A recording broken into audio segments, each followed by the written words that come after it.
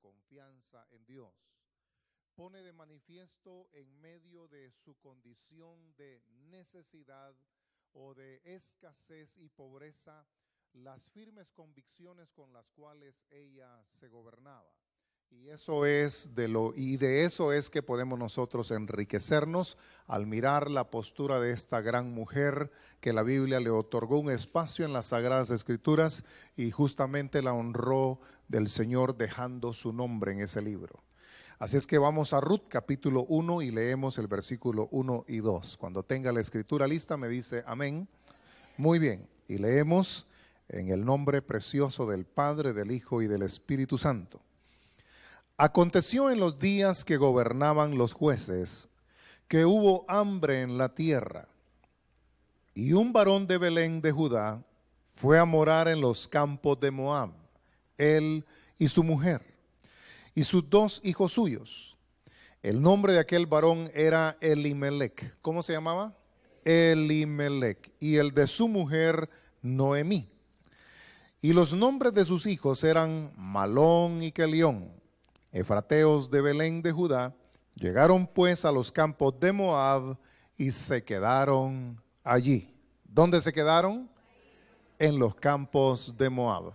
Oremos al Señor. Padre del cielo, te damos muchas gracias en esta hora por tu bondad y tu fidelidad, Señor. Yo quiero con toda tu iglesia agradecerte que nos has guardado de fuegos en las montañas, Señor, durante todas estas semanas. Y oramos pidiéndote que así se mantenga por la mano de tu poder, Señor. Líbranos de incendios forestales, Dios mío. Y te suplicamos en tu gran amor y gran fidelidad que envíes agua sobre nuestra tierra, Señor. Trae lluvia porque la tierra y nosotros la necesitamos. Pero te agradecemos, Dios mío, que hasta hoy no nos ha faltado nada. Tú has sido bueno, tú has sido fiel. Ponemos, Señor, nuestro corazón delante de ti y lo disponemos como buena tierra para recibir, Señor, las instrucciones y los elementos de fe que nuestra vida requiere en este momento que estamos viviendo. Te lo pedimos todo, Señor, y lo recibimos con acción de gracias en el nombre de Jesús. Amén y amén. Voltéese a alguien y dígale, sonría porque Dios le ama. Amén. Dígale pues, sonría porque Dios le ama. Sonreír es mostrar la dentadura. Mire que mientras usted tiene sus propios dientes, disfrútelos, gócelos y muéstrelos, ¿verdad? Ajá, más adelante pues ya no se sabe si son de uno o son prestados, pero bueno, aquí gracias a Dios, la misericordia de Dios alcanza que hacen buenos trabajos, ¿verdad? Bueno, es otro tema. Quiero compartir con usted un tema que he titulado Nuestro desarrollo en el reino. Nuestro desarrollo en el reino. Todos, de alguna manera, que hemos venido al conocimiento de nuestro Señor Jesucristo, hemos tenido que efectuar cambios en nuestra vida.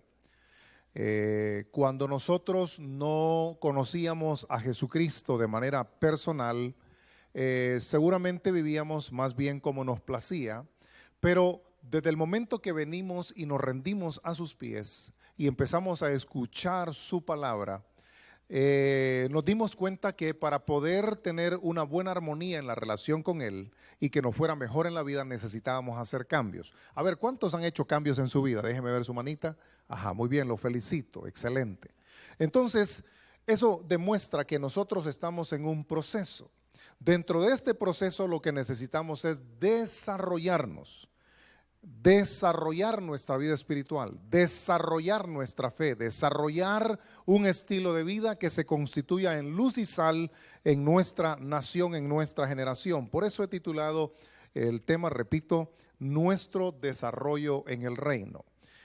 La vida requiere a veces de aventuras y emprendimientos, porque para avanzar en la vida y suplir necesidades, necesitamos más de alguna vez lanzarnos a lo desconocido, porque de otra forma no sabríamos qué hay más allá.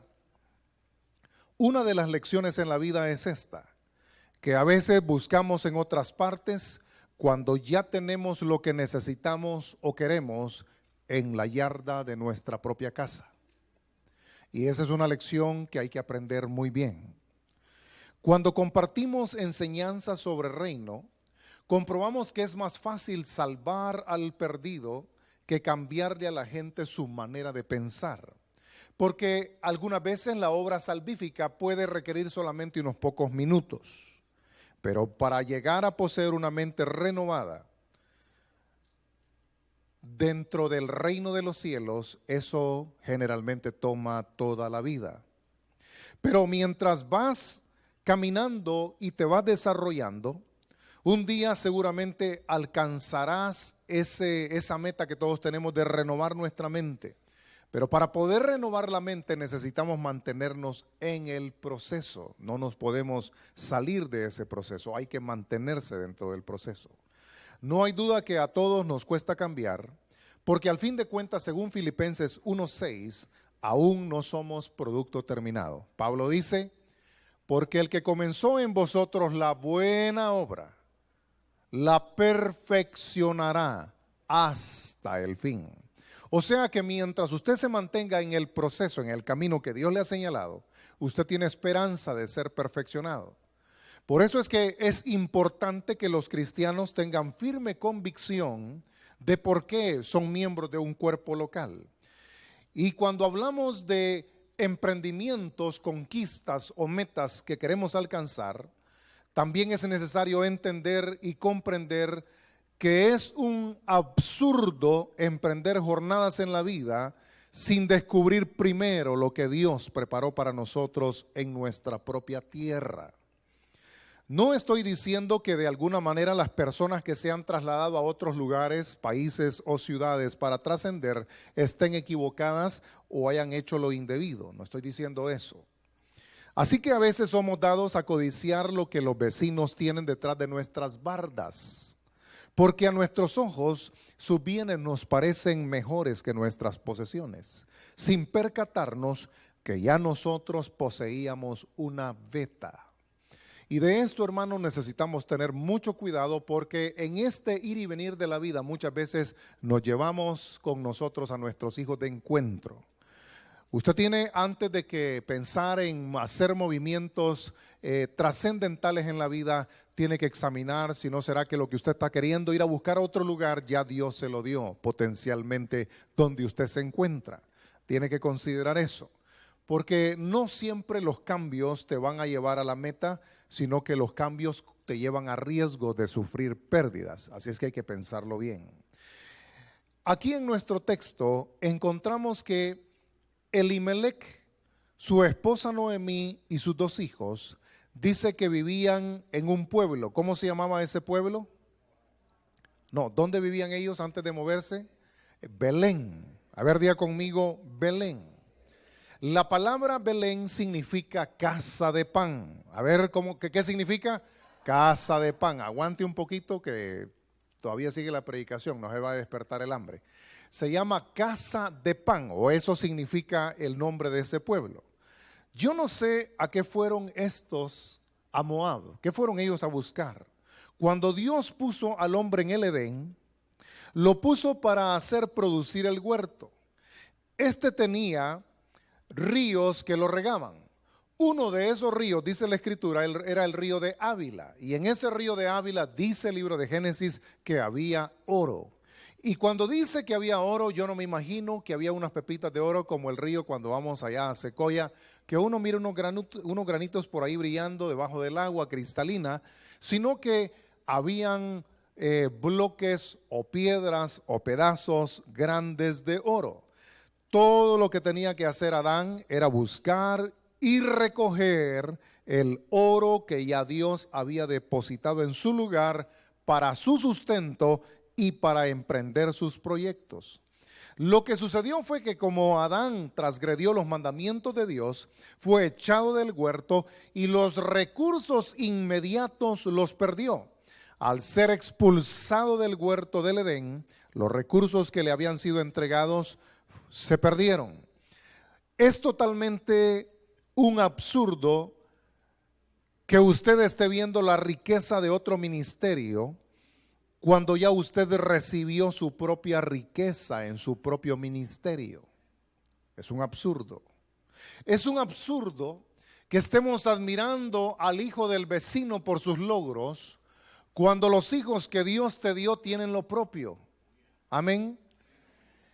Y no repitas los errores de tu padre o de tu madre. Si a ti te trataron y te marcaron con etiquetas de ignorante, inútil, necio, usted no haga eso tampoco con sus hijos. No repita los ciclos, porque las palabras nos marcan. ¿Cuántos de nosotros pudimos haber logrado cosas aún mayores de las que hemos logrado si no hubiera sido porque nos ataron a declaraciones que no eran conforme al plan y propósito de Dios?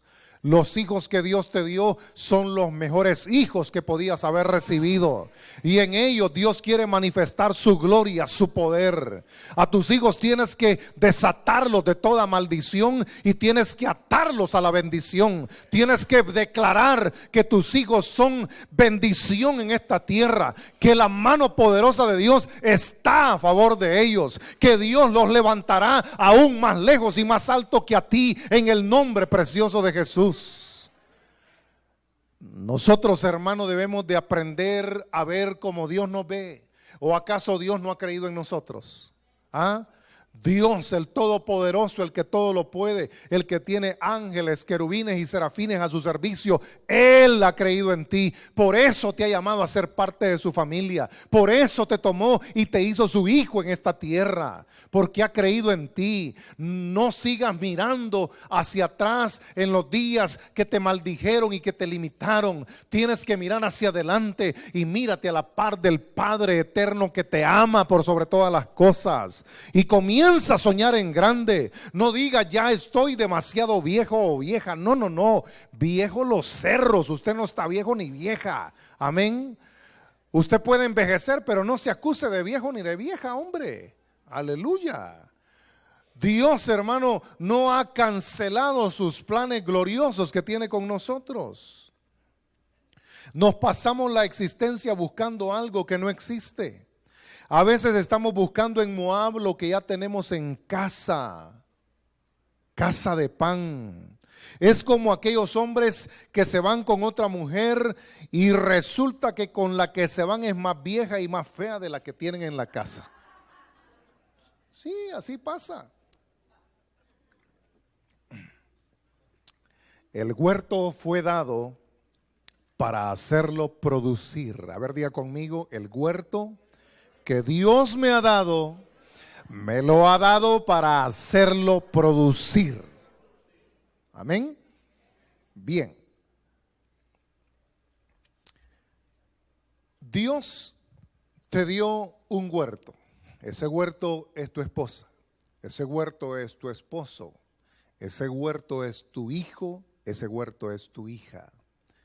Ese huerto es el talento, la habilidad, la capacidad que has adquirido, el conocimiento obtenido, el título logrado. Todo eso es tu huerto. Y Dios, todo lo que usted posee, todo lo que usted tiene, Dios se lo ha dado para que lo haga producir. Amén. Voltéese a alguien y dígale, te lo dije, te lo dije, te lo dije. Tienes que hacer producir tu huerto. Ahora, si aceptamos esto como un hecho, entonces surge la pregunta: ¿por qué Dios nos da un huerto? ¿Por qué Dios nos da un huerto? La respuesta es que cuando Dios te da algo, es para que tú lo hagas producir. Y cuando lo logras, realmente lo disfrutas. Nuestra verdadera satisfacción de vida nos viene cuando somos productivos, efectivos y fructíferos con aquello que Dios puso en nuestras manos. Lo más seguro es que en el lugar donde estás hay oro, pero tienes que descubrirlo. Dije, lo más seguro es que en el lugar donde tú estás hay oro.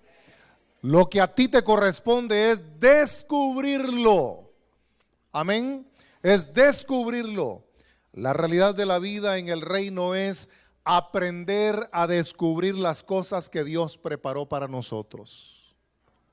La Biblia dice que Dios preparó de antemano para nosotros las buenas obras para que andemos en ellas. Por eso resulta impropio, inadecuado, fuera de lugar, que un cristiano proceda con injusticia, con falsedad, con engaño. Porque Dios no preparó esas obras para ti. Él preparó buenas obras para que andes en ellas. Antes no las podías ver porque el velo de ceguera estaba sobre tus ojos y sobre tu espíritu. Pero ahora ese velo ha sido quitado. Dije, ese velo ha sido quitado. Ahora usted puede ver si quiere.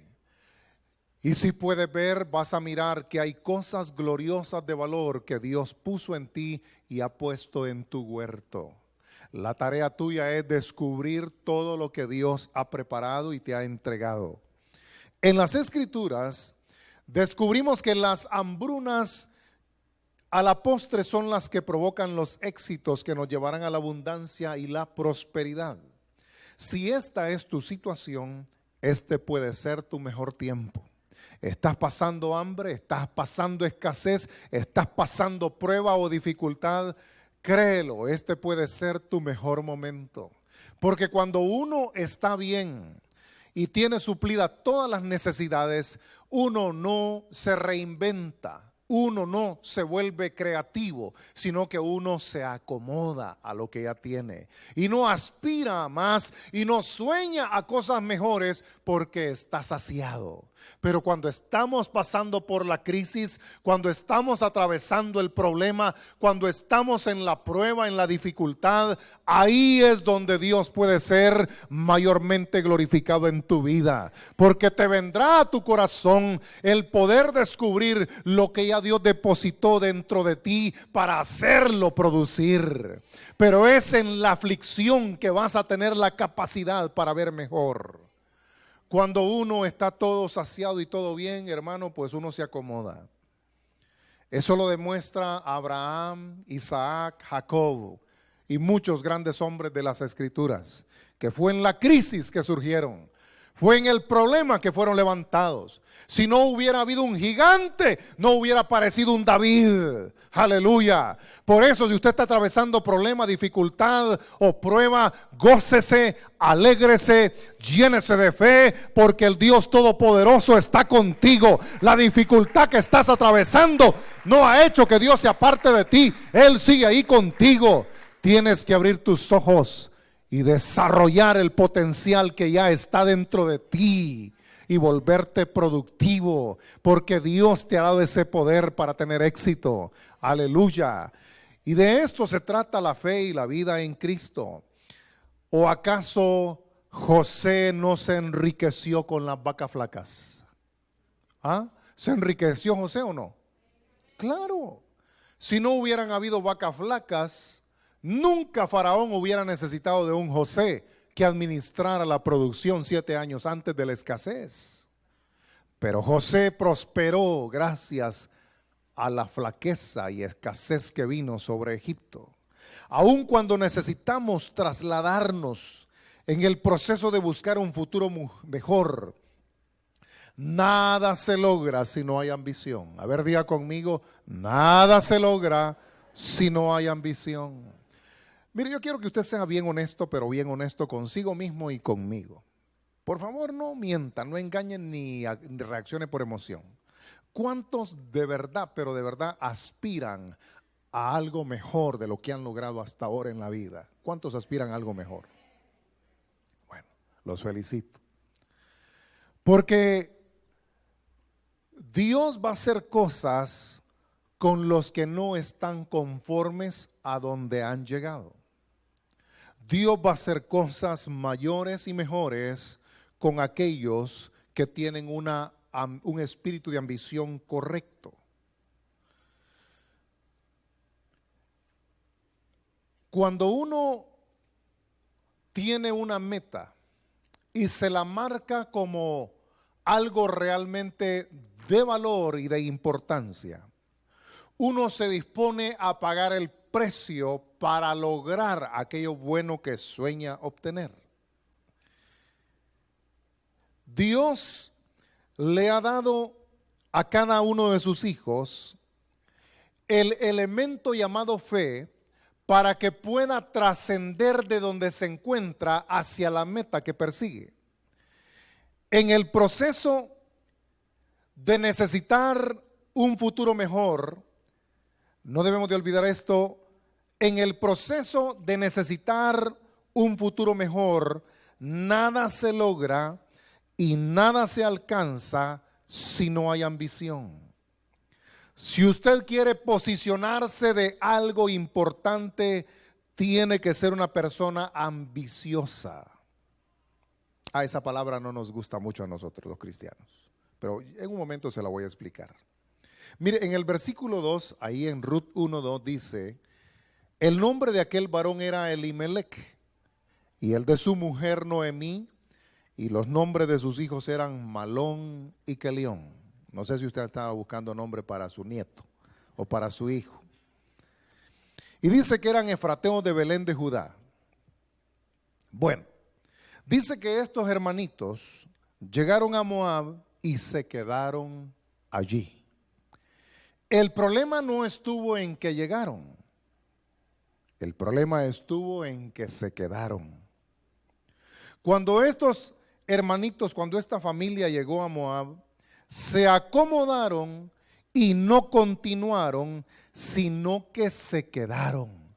Y al quedarse, murieron. Pero nunca prosperaron. La tragedia de la vida no es la muerte, sino lo que muere dentro de nosotros mientras envejecemos. Por eso es que uno no puede envejecer, puede volverse anciano, pero no se convierta en viejo, no se convierta en vieja. Usted vuélvase anciana, está bien, porque la palabra anciano habla de sabiduría acumulada, de conocimiento útil para otras generaciones y para sí mismo en lo que le quede por vivir. Pero el viejo habla de algo que se echa a perder, que con el tiempo se arruina y no funciona. Por eso es que el cristiano no debe de volverse viejo, debe volverse anciano. Amén. ¿O acaso no dice así la Biblia de David, que era anciano y lleno de días? ¿No dice así la Biblia? La Biblia no dice que era viejo. ¿Sabe a quién la Biblia le llamó viejo? A Elí. ¿Y cómo murieron sus hijos? ¿Y cómo murió él? Porque cuando nos volvemos viejos nos echamos a perder. Aleluya, qué tremendo, ¿verdad? Oh, sí, hermano. Así es que mis queridos hermanos y queridos amigos, renuncien a esa palabra. Y por favor, querido hermano, ya no le digas a tu mujer vieja. ¿Qué es eso, hombre? No, ya no hagan eso. No se aten a esos dichos. Amén. Hay que señalar que en la vida hay que trasladarnos. Por eso, el móvil de un cambio en la vida debe ser la fe y no el hambre. Lo voy a volver a repetir. El móvil en la vida para trasladarnos debe ser la fe y no el hambre. Porque si lo que te mueve para el lugar donde quieres establecerte es el hambre, seguramente vas a fracasar. A menos que lo que te mueva sea la fe, si de verdad es tu fe, donde quiera que te muevas, vas a ser un vencedor y Dios te va a bendecir. Porque dice la Escritura que sin fe es imposible agradar a Dios. Porque es necesario que el que se acerca a Dios crea que le hay. Y mira, la fe te da para lo siguiente. Y que crea, dice, que es galardonador de los que le buscan. ¿Usted tiene la fe de que Dios lo puede galardonar? ¿Tienes esa fe? Entonces, muévete, pero que el móvil sea tu fe. Cuando la gente se mueve por hambre, se vuelve torpe y desesperada y comete muchos errores. En el proceso hasta empeña su familia y eso no está bien. Si te vas a mover, muévete por la fe, pero no por el hambre.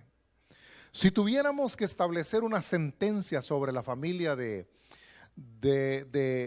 Noemí y de Elimelech, si tuviéramos que decir algo con relación al resultado de sus días en la tierra, porque se recuerdan ustedes que que la palabra Moab significa prole o descendencia de mi padre, y eso vino del evento de un incesto. ¿Se recuerdan ustedes? Génesis capítulo 19 nos relata toda la historia. ¿Se recuerdan? Me imagino que usted va a recordar que Lot, cuando fue sacado por el ángel de Jehová de Sodoma y Gomorra, con su esposa y sus hijas, cuando ellos iban camino hacia aquella ciudad pequeñita donde se iban a refugiar mientras Dios destruía la tierra por su pecado y su perversión, dice que la mujer de Lot no se aguantó la curiosidad y volteó a ver, y el ángel le había advertido que ni siquiera voltearan a ver. ¿Y qué pasó con la mujer de Lot? Dice que se volvió una estatua de sal, ahí murió. Entonces, cuando las hijas llegaron con su papá al lugar donde iban a refugiarse y empezaron a correr los días y los meses y los años, empezaron ellas a creer que ya la humanidad había desaparecido. Y entonces ellas, queriendo preservar la raza humana, según ellas dijeron, emborrachemos a mi papá y durmamos con él. ¿Se recuerdan ustedes de esa historia? ¿Ustedes leen la Biblia? Amén. Si no ha leído eso, por favor léalo. No vaya a salir usted diciendo que estoy inventando. Eso está ahí en la Biblia, Génesis capítulo 19. Y bueno, usted conoce la historia. Entonces, Moab fue un hijo resultado de esa relación entre la hija mayor de Lot y Lot. Y a ese lugar donde se fue a morar esta hermana Noemí y Elimelech fue precisamente Moab. Dígame usted, ¿qué de bueno podía tener ese lugar si era el resultado de un incesto? ¿Ah? ¿Qué bueno iba a haber en ese lugar? Por eso resulta absurdo pensar que alguien saliera de su casa de pan y se fuera a un lugar que había sido el resultado, el producto de un incesto. ¿Qué iban a encontrar en ese lugar? Por eso, antes de emprender un traslado, es necesario que evaluemos qué es lo que nos está moviendo. Amén. Mire, hay personas que tienden a moverse del lugar porque dicen, es que si me muevo para allá, allá es más barato. Ese es el móvil de muchos, esa es la razón. Pero no evalúan qué ambiente impera en ese lugar, solamente se fijan en una sola cosa y dicen, es que allá es más barato, me voy a ahorrar $250 mensuales. Y hermanos, seamos sinceros, no es cierto que hay personas que hacen eso, pero aunque se ahorran esa cantidad de dinero o más o menos, su condición no cambia.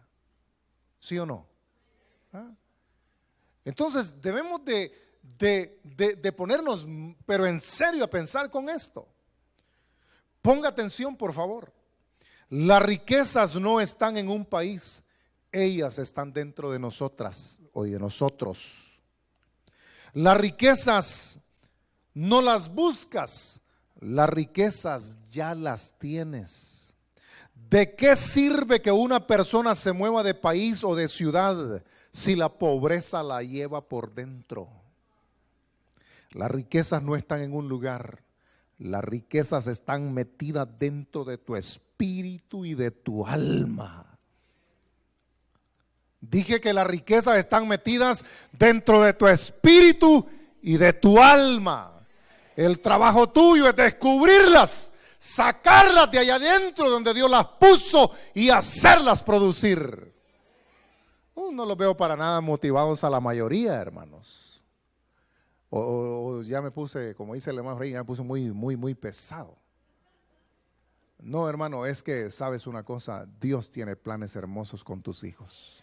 Dios tiene planes hermosos con tus hijas. Dios tiene cosas hermosas preparadas para tu descendencia. Y si tú lo sigues encajonando en los móviles, en lo que te mueve, que es la pobreza, lo vas a estorbar y difícilmente van a trascender. Necesitamos, hermanos amados, ampliar nuestra perspectiva. Y para eso se requiere fe. A ver, diga conmigo, fe. Por eso le digo, las riquezas no están en un lugar. Las riquezas están metidas dentro nuestro. Nuestro trabajo es que mediante nuestra fe las saquemos y las pongamos a producir. La prosperidad no es algo que se alcanza o se logra de afuera hacia adentro. No, la riqueza tuya ya la tienes adentro. La riqueza tuya ya la posees porque Dios te la dio. Aleluya. Dios te la dio, Dios la puso ahí adentro. Es que si nosotros seguimos, hermanos, patrones equivocados, aunque tengamos fe, no vamos a descubrir toda la riqueza que Dios ha colocado dentro nuestro. Por eso el Señor Jesús, hablando de estas cosas en Mateo 13:12, Él dijo lo siguiente, escuche esta sentencia por favor. Al que tiene, más se le dará, y al que no tiene, aún lo que tiene, le será quitado, encuerado va a quedar. Ajá. Si tenía calzoneta o traje de baño, hasta eso le van a quitar. Oiga, mire hermano, esta es la economía del reino. Mire, haga una expresión así, aunque sea algo así, haga, mire, wow. Esta es la economía del reino, hermano. ¿O acaso el Señor no ha dicho que Él recoge donde no ha sembrado? ¿Ah? Hermano, dentro tuyo hay una veta. Dentro tuyo Dios ha colocado riqueza. Tienes que descubrirla mediante la fe recibida y ponte a producir para la gloria de Dios. Amén. Cuando tus hijos te miren brillando, los vas a inspirar. Cuando tus hijos te miren brillando, los vas a motivar, los vas a inspirar, aleluya. Pero tienes que brillar. Voltéese a alguien y dígale, tienes que brillar, hermano. Porque lo que tienes dentro determina lo que tendrás por fuera. Amén. Le vuelvo a repetir. Lo que tienes dentro determina lo que tendrás por fuera. Algo muy importante en la vida se llama ambición.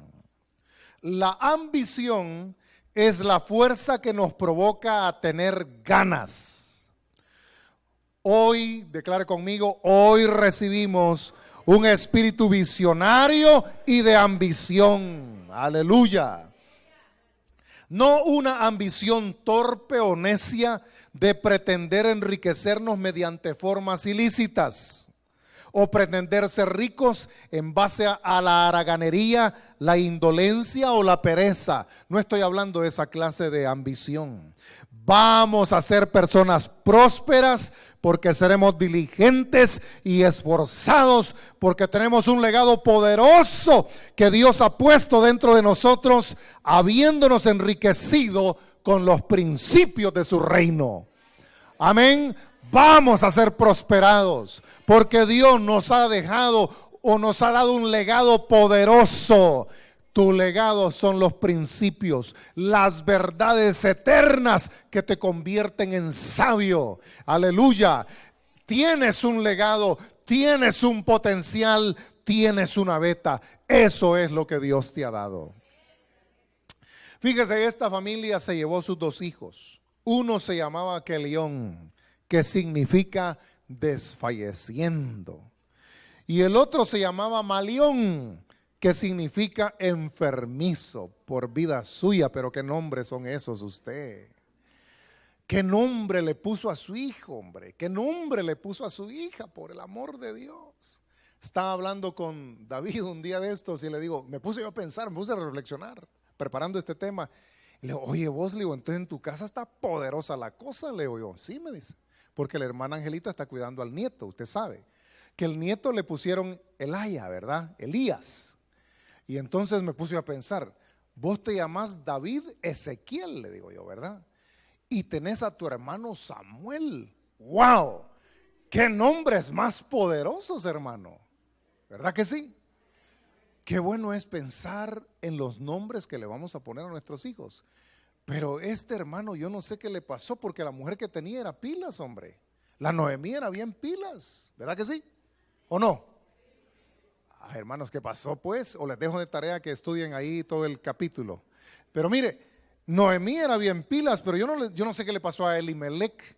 Y le puso a un hijo enfermizo y al otro le puso desfalleciendo. Entonces, esto me hace traerle a usted tres preguntas. Esto me hace, fíjese que estos nombres me puse yo a pensar. Y esto yo les traslado a ustedes estas tres preguntas. La primera, ¿cómo vamos a tener éxito en el reino si no podemos reconocer lo que tenemos en casa? Vuelvo a repetir, primera pregunta, ¿cómo pretendemos tener éxito en el reino si no somos capaces de reconocer lo que tenemos en casa? Segunda pregunta, ¿cómo usted va a lograr algo en la vida si no es capaz de reconocer a su esposa ni a sus hijos? Y tercera pregunta, ¿cómo fue posible que esta familia a uno nombrara desfalleciendo y al otro le pusiera enfermizo? No es ser usted como algunos allá en Sudamérica, allá prohibieron esa ley, pero hace unos años atrás, recientemente, había un país en Latinoamérica que si al papá se le ocurría ponerle a su hijo Batman, así con el nombre de Batman lo asentaban. Si lo querían registrar como Superman, Superman le quedaba, imagínense. Ajá. Y algunos por ahí, yo creo, se les pasó la mano y le pusieron Batman y Robin. No me sorprendería que algunos le pusieron Tarzán y Chita, ¿verdad? Ajá. Pobres muchachos, ahora creciendo tienen que cambiarse el nombre, hombre. Porque ¿qué es esa barbaridad de no tener ni la capacidad de reconocer lo que Dios nos ha dado? ¿O acaso nuestros hijos no son un tesoro valioso? ¿Ah? No, entonces a los hijos hay que nombrarlos con el nombre que soñamos. Esto ilustra que muchas veces desconocemos lo que tenemos en casa. Si nosotros no podemos darle reconocimiento a los miembros de nuestra propia familia, ¿cómo vamos a posicionarlos en el reino? Dígame usted. Si no podemos reconocer lo que tenemos en casa, ¿cómo los vamos a posicionar a ellos en el reino? No vamos a poder hacer lo segundo si no hacemos bien lo primero. Nada se logra si no somos capaces de descubrir lo que poseemos en nuestra propia casa y en nuestra propia tierra. Este es un pensamiento importante porque ustedes en casa tienen hijos e hijas hermosos y preciosas. Y yo bendigo a sus hijos y bendigo a sus generaciones.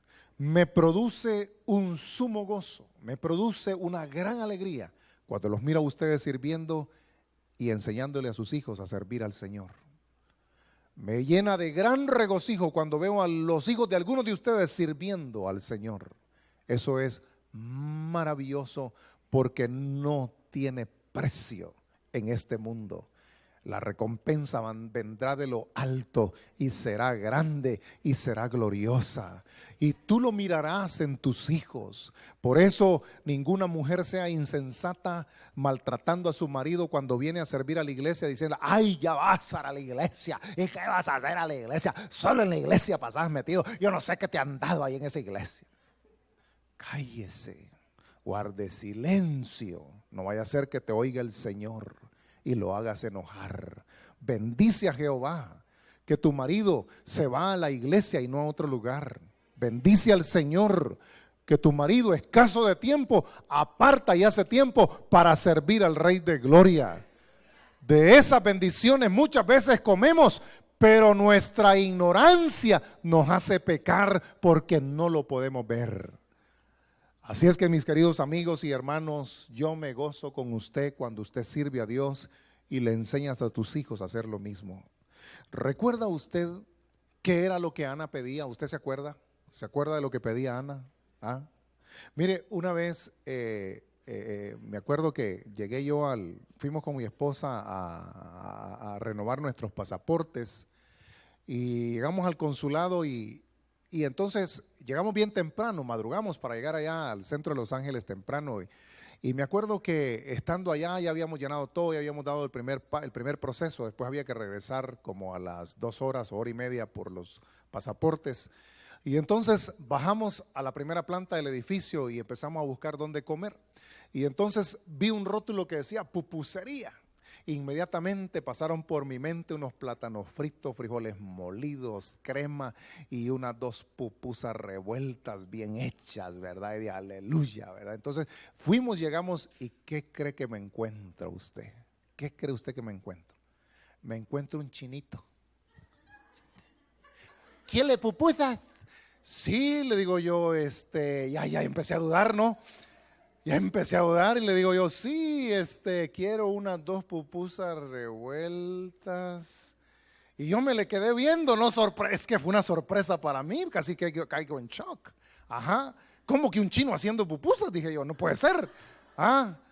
Y entonces el chino como tenía un sombrero que decía aquí, El Salvador, decía el sombrerito blanco, ¿verdad? Y entonces vio mi desconcierto y me dijo, no se preocupe, me dijo, porque quien hace las pupusas es salvadoreña, me dijo, allá está, y me le enseñó a la señora, y yo le eché el ojo y digo, sí, parece salvadoreña, digo. Entonces ya hice la orden con tranquilidad.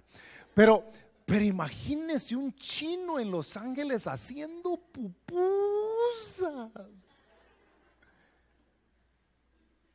Hermanos, ¿te das cuenta que la riqueza no está afuera, está adentro?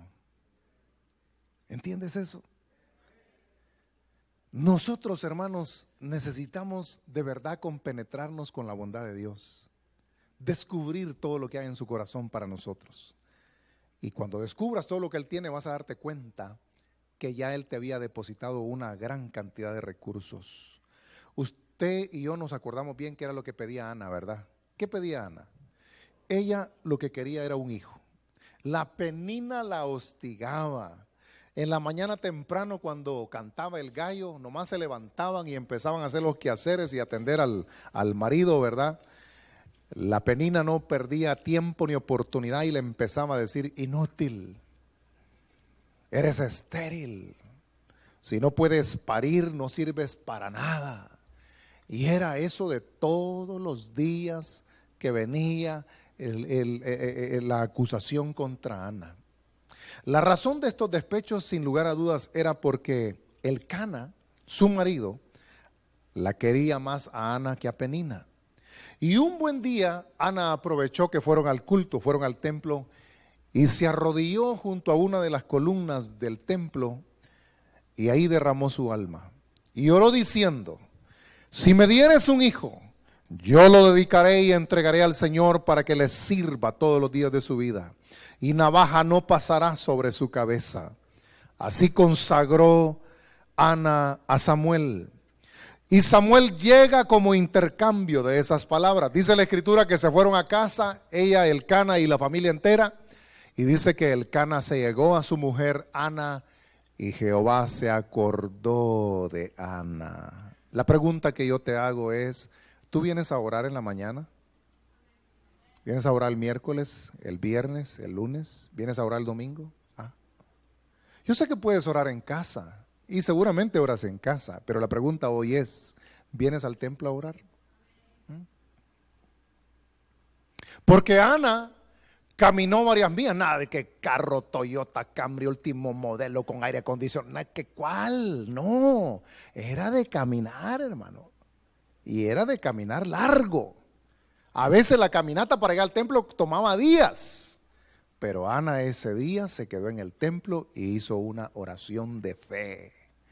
Y entonces, cuando regresan a casa, Elcana se llega a Ana y Jehová se acuerda de Ana y le da la bendición. Quita de ella la esterilidad y le concede el primer hijo. ¿Ustedes se acuerdan de la historia? Las hebreas destetaban a sus hijos a los 3 años. Samuel era efrateo y no tenía derecho a ejercer sacerdocio porque no era levita. Ella vistió a su niño de 3 años con la túnica que le quedaba grande y se lo entregó al sacerdote. Cuando Elí estuvo a punto de protestar, Ana no lo dejó hablar y le dijo: este es el hijo que yo le pedí al Señor y Él me lo dio. Por eso yo lo consagro hoy, todos los días de su vida, para que sirva al Señor. Y dice la Escritura, y lo dejó en el templo con el sacerdote Elí, y Ana cada año le traía una túnica nueva. El pensamiento de este pasaje es este: vista a sus hijos como aquello en que quiere que se conviertan. Vista a sus hijos en lo que se convertirán en la vida. Sus hijos solo se convertirán en aquello en que usted los vista. ¿Cómo viste usted a sus hijos? Me acuerdo de un niño llamado Vladimir, que el niño era como bebé, pues muy lindo, muy bonito.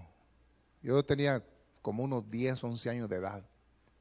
No entendía muy bien qué era lo que hacían, pero resultó para todos que era de reír, de chiste el asunto. Porque la señora se llamaba María Elena y ella vestía a Vladimir como niña y lo maquillaba y le pintaba los labios. En el vecindario para todos nos parecía una gracia, pero ella estaba cometiendo un gravísimo error. Porque a los hijos hay que vestirlos como Ana lo hizo. ¿Cómo lo vistió? Como sacerdote de Jehová. ¿Cómo vistes tú a tus hijos?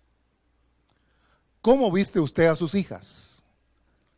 ¿Por qué Jacob vistió a José con una túnica de colores? ¿Sabe por qué? Para alimentar sus sueños. Cuando usted viste a sus hijos, lo que usted está haciendo es alimentarlos y vestirlos para cumplir sus sueños.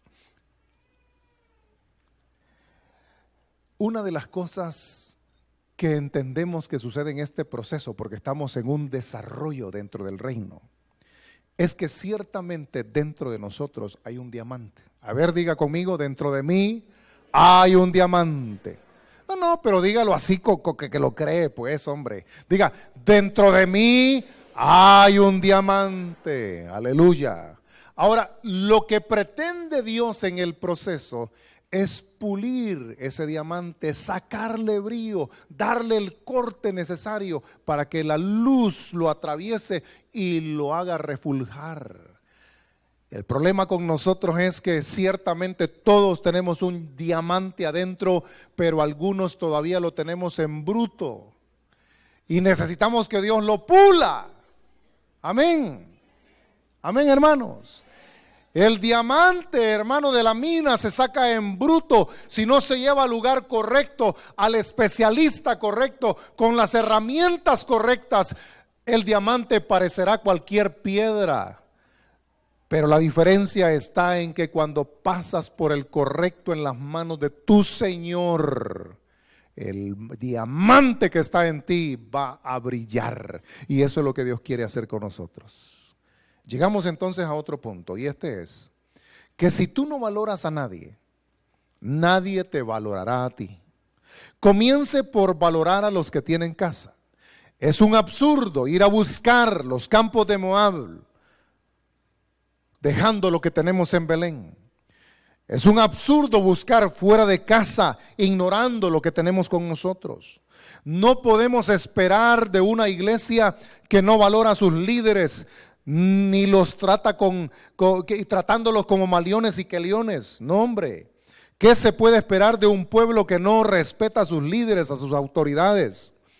Valora a tu gente y valora a tus líderes. Tenemos que reconocer que muchos de nuestros problemas es una falta de identidad, por la ausencia de reconocimiento. En cambio, cuando usted reconoce a sus hijos y los estimula a que sigan alcanzando logros, ellos no pierden su identidad, ellos la captan, la tienen porque tú les ayudaste a descubrirlas. Un joven sin identidad pasa varios años de su vida extraviado sin saber a dónde ir. En el caso del pasaje que estamos considerando, de Ruth capítulo 1, hay unas figuras muy lindas, muy hermosas. Por ejemplo, Orfa, ¿se recuerda usted de Orfa? Orfa era la otra nuera que tenía Noemí. Ruth era la nuera, pero Orfa era la otra nuera casada con el otro hijo. Y Orfa representa la mediocridad. Mediocre significa a la mitad de la colina. Estos son los que se conforman o abandonan. Noemí representa a los facilitadores. Se les llama bisagras de oro porque te abren puertas de oportunidades. Eso representa a Noemí. Usted y yo deberíamos ser recordados por haber impulsado a otros a alcanzar su crecimiento y su éxito hasta que han logrado salir de Moab. Ruth representa a la gente del reino y vos representa al Señor, que te permite trabajar en sus surcos, pero tienes que trabajar. El reino son los campos de vos y el Señor te da los surcos para que los trabajes antes de recompensarte. Es un completo error creer que en el reino y en el Señor ya no hay que esforzarse tanto. No. Dios no es un Dios de alcazanes, de flojos, de haraganes. ¿Qué dije alcazanes? No quise decir holgazanes, flojos ni haraganes.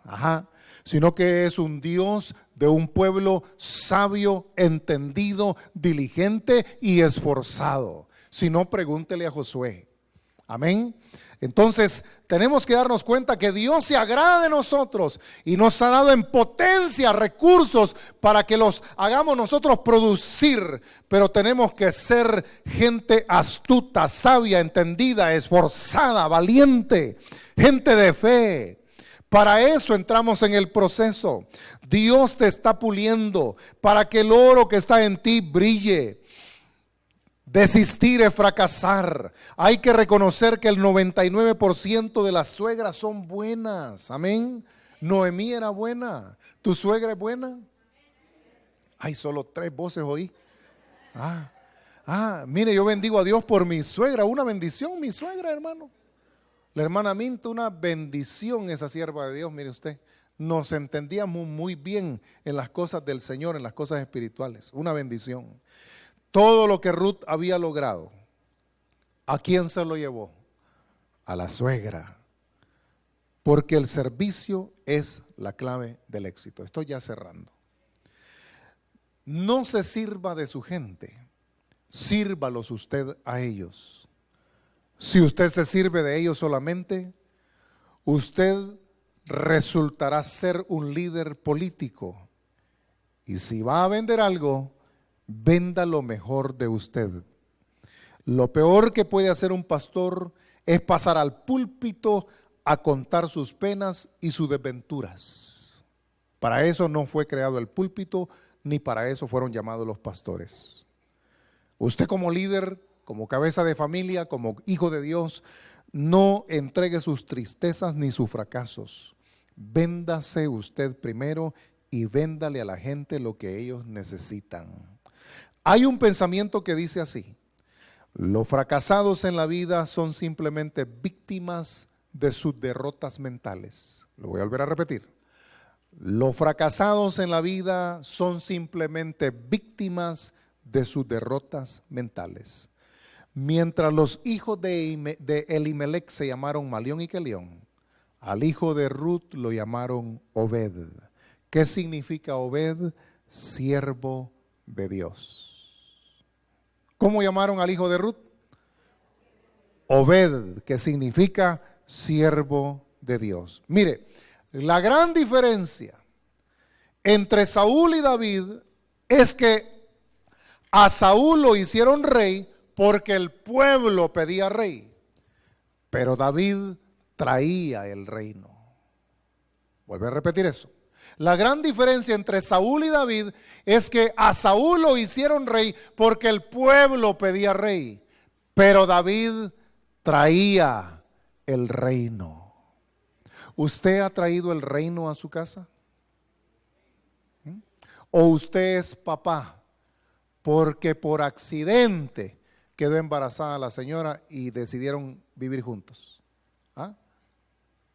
Si esa fue la situación, no se condene, no se sienta mal. Ahora usted está en Cristo, camine en el reino y traiga el reino a la casa. Amén. Eso es lo que tenemos que hacer. Dios, mis queridos hermanos, es un Dios bueno, es un Dios fiel y un Dios que por sobre todas las cosas anhela tu bienestar y anhela tu éxito. ¿Qué tenemos que hacer?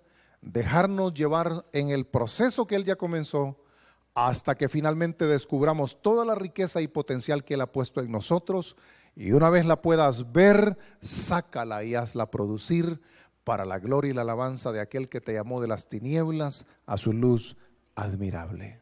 Que el Dios del cielo te bendiga, aumente la fe dentro de tu corazón y el Dios del cielo te haga próspero en todo emprendimiento que realices en el nombre precioso del Señor. Incline su rostro y oremos. Padre, en el nombre de Jesús, te damos muchas gracias por tu presencia. Te damos muchas gracias por tu amor, por tu bondad y tu fidelidad. Te queremos rogar, Dios mío, que nos ayudes a conservar los consejos que tu palabra tiene para nosotros. Yo le voy a pedir a todos los que son papá y que son mamá, que ahí donde están se pongan en pie, por favor, por un momentito. Quiero que bendigamos a nuestros hijos. Todos los padres y madres, por favor, pónganse en pie. Padre, en el nombre precioso de Jesús, ante tu altar nosotros reconocemos que los hijos que tenemos son los hijos que tú nos diste. Y te rogamos, Padre, en el nombre de Jesús, que nos llenes de sabiduría, que nos llenes de inteligencia, que nos llenes de entendimiento y que podamos, Señor, brillar de tal manera que nuestros hijos se inspiren en nosotros para servirte a ti, honrarte a ti y glorificarte a ti. Padre, en esta hora nosotros presentamos delante de ti a cada uno de nuestros hijos por nombre, del menor hasta el mayor. Entregamos en tus manos su alma, su corazón, su mente, su presente y su futuro. Y desatamos las riquezas del cielo sobre sus vidas. Profetizamos sobre la vida de nuestros hijos que no fracasarán en esta vida, no se echarán a perder, no se prostituirán, no terminarán confinados en una cárcel, sus días no se acortarán prematuramente, tendrán éxito en el amor, tendrán éxito espiritual en la vida y serán instrumentos tuyos para gloria y honra de tu santo nombre. Hoy declaramos, Padre, que nuestros hijos, en el nombre poderoso de Jesús, son bendición en esta tierra, son de bendición para esta nación. Y declaramos que ellos serán levantados por la diestra de tu poder. No los levantará la espuma de la mar, no lo levantará el aplauso equivocado de la gente, lo levantará tu diestra y tu diestra lo sostendrá. Bendecimos a nuestras hijas, declaramos que ellas son columnas labradas en la casa del Señor.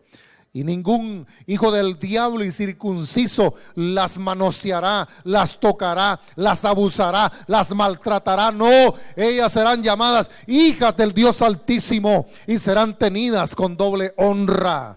Declaramos que nuestros hijos serán varones de Dios, hombres temerosos de Dios, conocedores de tu palabra, y serán de gran bendición en su generación y en su nación. Padre, te damos las gracias por los hijos que nos has dado. Los declaramos sanos, prósperos, benditos de nuestro Padre. Los declaramos ricos en Dios, en el nombre precioso y glorioso de nuestro Señor Jesucristo. Amén y